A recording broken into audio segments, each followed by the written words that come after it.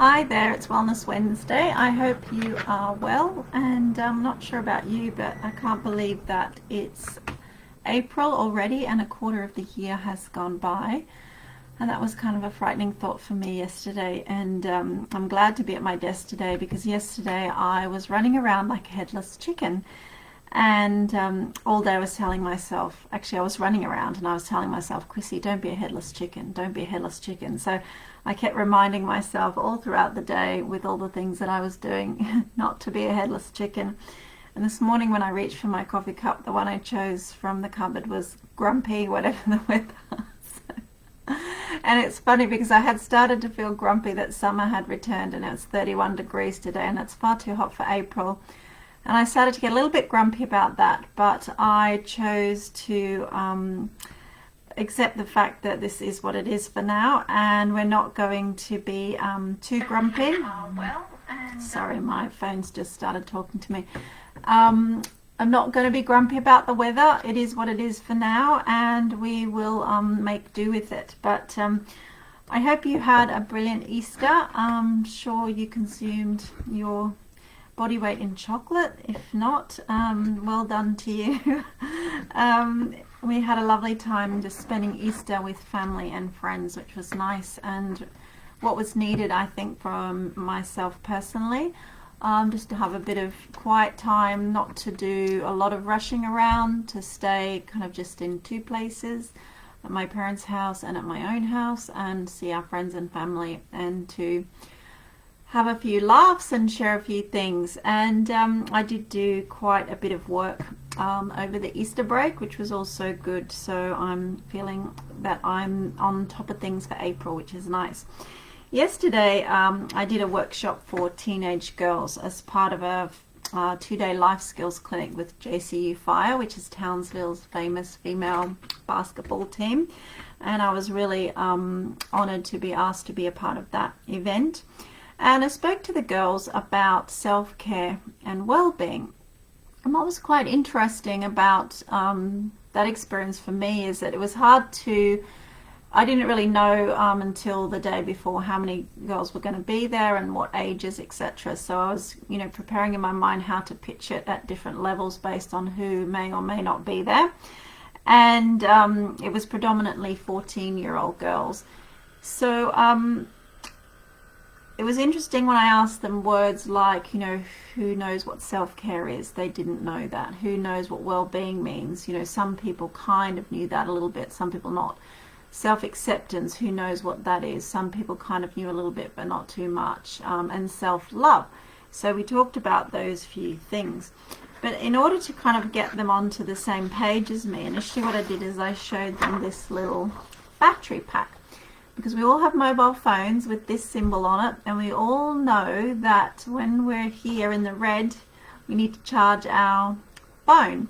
And sometimes we might start thinking about charging our phone in these two areas as well. So I used this as kind of the introduction to the presentation, talked about the fact that self-care really is trying to recharge our battery before it gets too low. And I talked about how often we go to bed at night and we plug our phone in to charge overnight while we're sleeping. And we wake up the next morning, technically the phone's charged, it should last the whole day.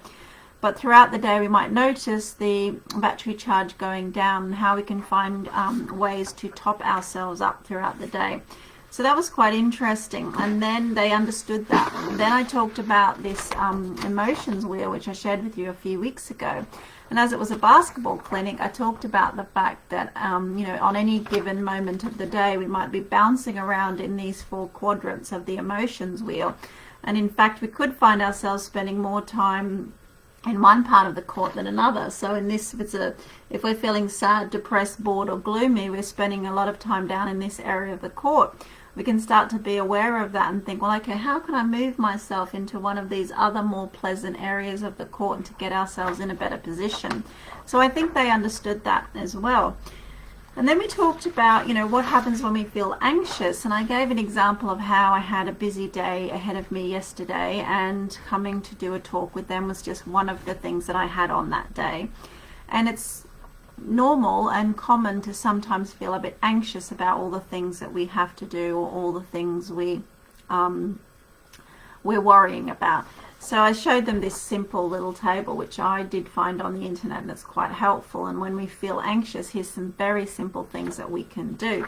Finding a positive distraction, taking a deep breath, writing about how you feel, creating something, asking for help, going outside.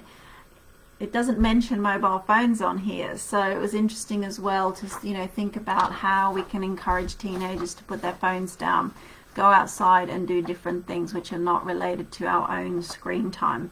So they understood all of that too, and we drew 2 columns on a piece of paper, and we wrote on one side things I enjoy and on the other side things I don't enjoy. And we talked about how linking them to our feelings and our emotion wheel can help us understand, what are the things that make us feel fulfilled versus what are the things that make us feel drained. That's the idea of our sustainers and drainers. So I also think they understood that.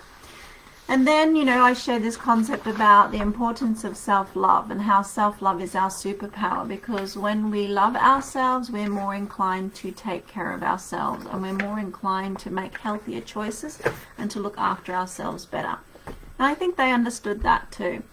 So on the whole, it was a positive experience. I hope that they got something out of it and they can take home and remember and maybe talk to their friends about it in a slightly different way. So yeah, that was the cool thing. And I used my example of driving to the basketball stadium to delivering my talk to them, and how I had many things to do and I was feeling a bit anxious, so I switched off the radio and I did box breathing. So in for 4, hold for 4, out for 4, and just doing some box breathing between my house and the basketball stadium, which is kind of only a 5-minute drive. I felt much calmer and more prepared to do my talk to them, and just accepting of the outcome of what would happen. So we talked about how we can use box breathing throughout our day to kind of anchor us and also help us recharge our batteries, which was really interesting. And I would hope that more and more children and teenagers are taught these basic skills about mindfulness and breathing and being in the present moment and digital detox, and ways that we can charge our batteries all throughout the day, so we're not feeling drained and depleted and starting to make unhealthy choices. So that would be a lovely thing to aspire to have, and they're all free and simple things. So what's next, really? The last week, almost a week, not less than a week, I've managed to create 3 new pieces of content, which one is for a magazine, one is for a newspaper article, and another is for a website article. So 3 quite different pieces of content. I wrote some of them on my lap in the car on the way to my parents' house, because I do think quite creatively when I'm in the car and my husband's driving safely, and one at my parents' house, and one here as well. So those content pieces will start to be spread around soon, and with those content pieces and the 2 new books that are coming later this year, I needed to have some photos done yesterday. So a photographer came to our house yesterday afternoon, and it was one of the things that I had to do yesterday, but I picked the kids up from daycare, vacation care, and I knew I had a lot, I was very ambitious. I'd given myself a lot to do yesterday afternoon because the house was a disgusting pigsty. I hadn't had time to put any of the dishes away from breakfast. The floors were a mess. There was toys everywhere. There was clothes everywhere, and the photographer was coming to the house. So I had to pick up the kids, come home, get them dressed out of their dirty day clothes into something nicer, get myself dressed into nicer clothes with some makeup on, vacuum the house, tidy the kitchen, and just managed to put everything in 15 minutes into some kind of order. And when the photographer arrived, I joked to her that chaos had been ordered in the time that she had parked her car in the driveway to her getting to the front door. So that was really interesting as well. And again, like the headless chicken thing was playing in my mind, because I was telling myself, you've been very ambitious today. Like, it doesn't matter if things don't go to plan. It doesn't matter if the house is a mess. It doesn't matter, because what I didn't want to do was to end up being you know, demonstrous or demanding or frustrated at the kids because they weren't working to the same schedule as me, or even understanding the importance of what I was trying to do yesterday. So, you know, I recognize for myself when I have good mumming moments and not so good mumming moments, and to be kind and compassionate to myself when I'm not so good mumming moments, and also to acknowledging when I am having good mumming moments. So, you know, last week I had a day where I wasn't proud of my behavior to them, or in one specific instance.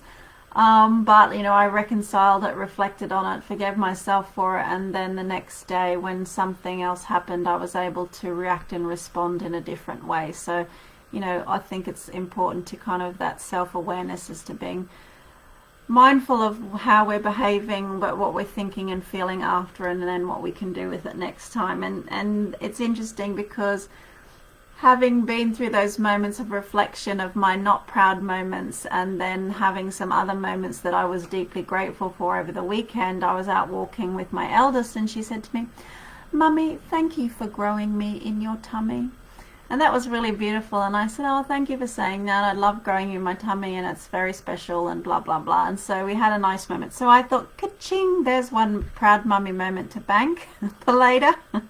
And then the other thing was the 3-year-old last week, early in the week, I was trying to encourage her to do her number 2s on the toilet, but she told me that the toilet was scary and the poo-poos were scary and everything was scary. And I remember walking through the house thinking, oh my gosh, like, how am I going to get over this hurdle? Like, when is this phase going to pass? How long is this going to take? Sort of thing. And then I had that thought to myself, and then miraculously we went to my mum's and dad's, and she would just disappear off and go and do number 2s on the toilet and come and go, "I did a poo-poo on the toilet, I'm a big girl, yay." And I was like, oh my God, it's so exciting. So in the space of like 5 days, we've turned a corner with that. So that was immensely exciting, and I'm grateful. And I was thinking to myself, proud mummy moment. I didn't get frustrated. I just had a little chat with her and said that it's not scary and it's going to be fine, and when it comes down she'll feel better, and then she's just kind of got it on her own, and I let the stress kind of disappear. So that was really awesome. So those were some proud mummy moments.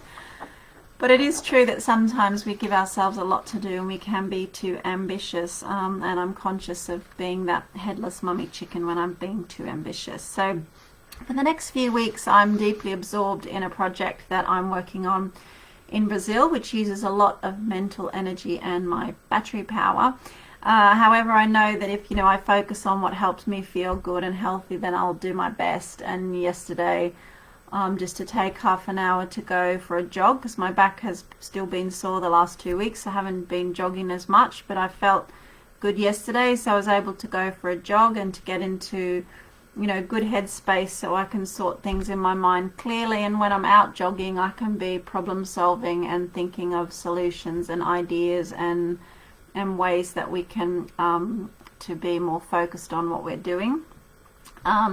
And this week the editor is looking over my new children's book, which is awesome, and that's really cool. And the artists have started work now on the painting, so that's good because they're doing their bits. I've done my bit up until this point, but as the kind of weeks unfold, I'll be looking at ways that we can launch the book, and what activities we'll have coming up in August and September as a part of that children's book launch. So, you know, I can be doing my bits in the background. And it's funny because I had coffee with a friend last week and we were chatting about, you know, we were talking about, you know, him possibly writing some books and how many ideas we have to create new things. And I said, you know, the funny thing is that when we have money, we have no time, and when we have time, we have no money. So the idea is that we need to just work on things all the time, regardless of how much money and how little time we have. So we did laugh about that, and it is so true that we can do that. It is interesting, and I'm glad that, you know, we can fit these things in and around our life, because it's just up to us to choose what we spend our time doing.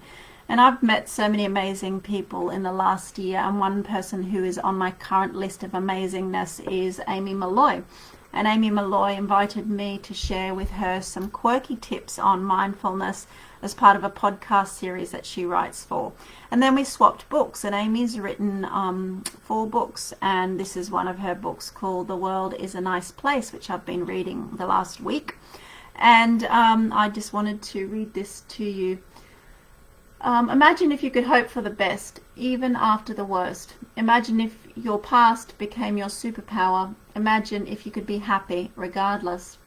International journalist Amy Molloy spent a decade interviewing amazing people who'd survived incredible challenges, from terrorist attacks to natural disasters to breakups, breakdowns, and everyday events that occur that can cause our lives to freeze. As a serial survivor herself, Amy wanted to discover the secret formula that allows some people to move forward joyfully after difficulties, as she managed to. Amy was a child with obsessive tendencies who became a teenager with anorexia and a 23-year-old widow. Throw in a family history of depression, a father paralyzed from cancer, and a tendency to have spiritual premonitions. It's a recipe for a messed up adult. Or is it? This insightful and honest book combines personal anecdotes with practical tools to help readers explore their memories, pinpoint their triggers, and use their past to empower them. Don't let the worst day of your life be your greatest achievement. So this is really cool. So I'm loving this. It's great holiday reading. You can check it out. Amy Molloy is super awesome. And I'm so grateful for the amazing people that I've met in the last year since I've published my own books. So I just kind of wanted to end saying have a wonderful, wonderful rest of your April. I will see you again soon. And just remember not to let your headless chicken out of its cage, because we do have a tendency to do that. Keep breathing, keep talking to yourself kindly, and noticing how you are feeling today. And that's my top tip for Wellness Wednesday. Have a great week. Take care. Bye.